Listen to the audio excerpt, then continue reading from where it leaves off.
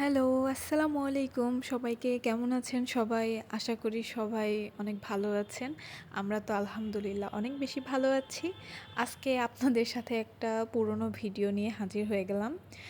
আপনারা হয়তো ভাবছেন এই মুহূর্তে আম কোথায় পেলাম? আসলে বিষয়টা হচ্ছে এই ভিডিওটা অনেক আগে করা। তো আমি এডিট করে রাখছিলাম। আমার মনেই ছিল না যে এটা আমার পোস্ট করা হয়নি। আজকে হঠাৎ গ্যালারি ঘাঁটতে ঘাঁটতে এটা খুঁজে পেলাম, তাই ভাবলাম আপনাদের সাথে এটা শেয়ার করে ফেলি। আমার শাশুড়ি মায়ের হাতের বানানো আমের আচার, মানে কি বলবো, এত মজা এত মজা, আপনারা না খেলে হয়তো বা বিশ্বাস করবেন না। আম্মু যেমন তেমন করে হোক বা যেভাবে হোক আচার বানালেই যেন খেতে মন চায়। আমি আর আমার ননদি মিলে দুই কৌটা আম্মু ভাগ করে দিয়েছে, দুজনেরটাই যাতে হামলা না করতে পারি এই জন্য আমাদের দুজনের আলাদা করে কৌটো করে দিয়েছে। তো আমরা ওইটা যার যার রুমেই রেখেছি এবং ওইটা খুব মজা করে খেয়ে ফেলেছি। এখন তো নেই, বোতল ফাঁকা করে রেখে দিয়েছি, ঠিক আছে? তো বোঝেন তাহলে এটা কত আগের ভিডিও। আমি খুবই দুঃখিত এতদিন পরে ভিডিওটা শেয়ার করার জন্য, তবে যখন পেয়ে গেলাম তাই দেরি না করে আপনাদের সাথে শেয়ার করে নিলাম। আমগুলো দেখুন, একবার দেখেই মনে হচ্ছে কি সুন্দর আর কি মজা।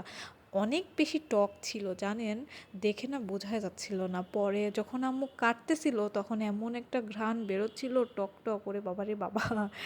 আপনারা কি সবাই টক খেতে পছন্দ করেন? আমি একটু কম পছন্দ করি, অনেকেই আছে অনেক বেশি টক খেতে পছন্দ করে। তো আমার জন্য আম্মু একটু বেশি করেই মিষ্টি দেয় আর কি। সেজন্য একটু মিষ্টি মিষ্টি ভালো লাগে আমার কাছে খেতে। এই যেখানে আম্মু মশলা দিয়ে সব একদম নেড়ে চেড়ে গরম করে নিচ্ছে, সরিষার তেল দিয়ে নিচ্ছে। সরিষার তেলে এই যে মশলাটা ছাড়লে কি সুন্দর যে একটা ফ্লেভার আসে, আমার তো খুবই ভালো লাগে ওইটা। আর আমটা যে আসলেই এত টক, মানে মারাত্মক টক ছিল।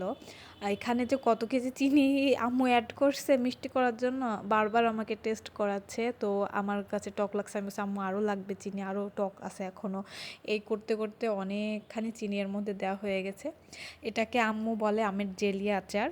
তো ভালোই লাগে, আসলেই খেতে মজা লাগে। আপনারা নেক্সট আমের সিজনে আসলে অবশ্যই একটু ট্রাই করে দেখতে পারেন। আহামরি খুব একটা কিছু আসলে এই আচারে করা লাগে না, মানে এক একজনের আচার বানানোর সিস্টেম এক এক রকম। আপনারা হয়তো বা অন্যরকমভাবে আচারটা তৈরি করেন। তো আমার আমার শাশুড়ি মায়ের হাতের এই আচারটা অনেক বেশি পছন্দ। এই যে আমাকে টেস্ট করার জন্য দিয়েছে, আমি টেস্ট করলাম। এই তো এখন আচারটা আমাদের ফাইনালি শেষ হয়ে গিয়েছে। এইবার আম্মু আস্তে আস্তে সুন্দর করে কৌটো ভরে ভরে আমাদেরকে দিয়ে দিবে। মাঝে মধ্যে অবশ্যই একটু যদি রোদে দিতে পারেন ভালো। আর যেহেতু ভিনেগার দেওয়া থাকে, রোদ না হলেও সমস্যা নাই। আর রোদে দেওয়ার যদি কারো ঝামেলা মনে হয় তাহলে আপনারা অবশ্যই ফ্রিজে রেখে এটা খেতে পারেন, অনেক মজা। আর এই যে তেলের আচারটা দেখছেন, এটা আমরা খিচুড়ির সাথে খাই, অনেক মজা লাগে। সো কেমন হলো সবাই আমাকে কমেন্ট করে জানাবেন। বাই বাই, আল্লাহ হাফেজ।